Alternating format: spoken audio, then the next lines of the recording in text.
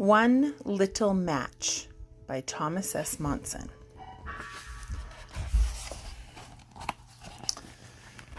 When I was growing up, each summer, from early July until early September, my family stayed at our cabin at Vivian Park in Provo Canyon in Utah.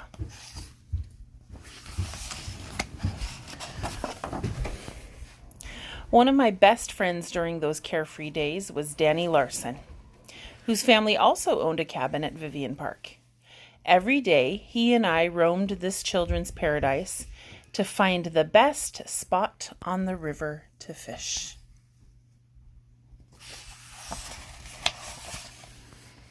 Besides catching fish, we collected rocks from the stream or found other treasures, like an empty bird's nest or a discarded antler.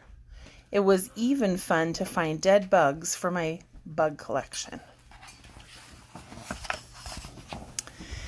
There was always plenty of trails to hike and trees to climb. Danny and I enjoyed each minute of each hour of each day.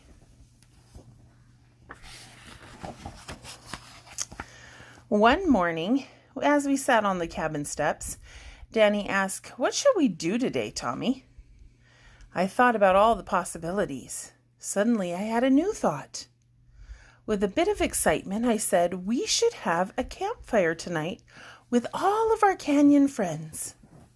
"Great idea," Danny said, "but we'll need to clear a space big enough for all of us to fit." "I know just the field," I smiled. Our quick walk to a nearby field took only a few minutes. The tall June grass that covered the large area had become dry and prickly. "No one's going to want to have a campfire here," Danny complained. "Not a problem," I assured him. "We'll just pull out the grass until we clear a circle big enough for the campfire and all of our friends."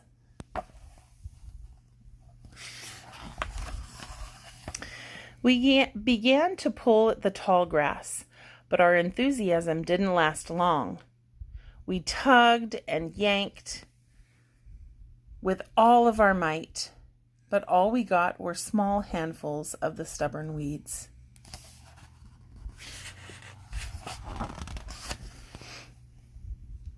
And then what I thought was the perfect solution came into my 8-year-old mind. I said to Danny, "All we need to do is set these weeds on fire. We'll just burn a circle in the weeds." He readily agreed, and I ran to our cabin to get a few matches.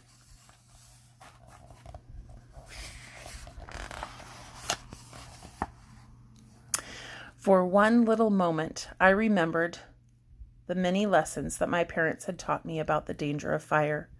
In fact, at the young age of 8, I wasn't even permitted to use matches without adult supervision.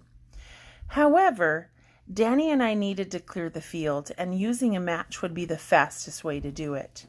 Without even a second thought, I ignored the warning and found the box of matches in the kitchen. I grabbed a few matchsticks, making certain no one was watching, and quickly hid them in one of my pockets.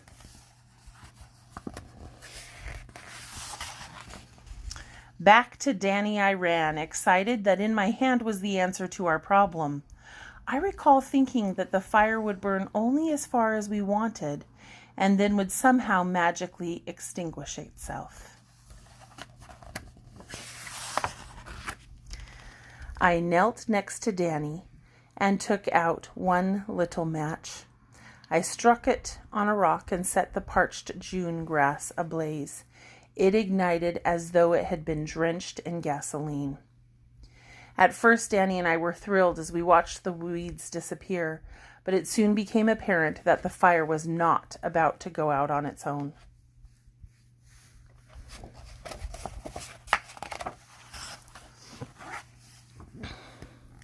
We panicked as we realized that there was nothing we could do to stop the blaze.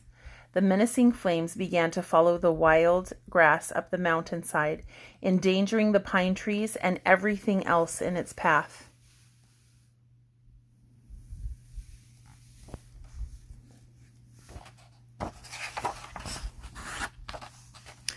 Finally, we had to run for help.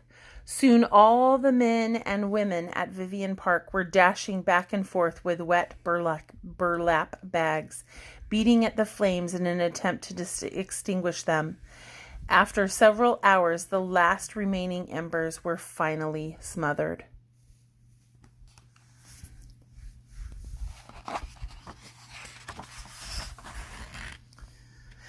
Danny and I were exhausted and humbled. We felt terrible about what had happened. If only I had acted differently in that one little second and never picked up even one little match. I learned several difficult but important lessons that day.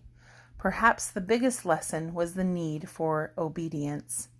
Rules and laws are created to keep us safe. When we obey those rules, we can avoid the dangers that can come from something as small as one little match.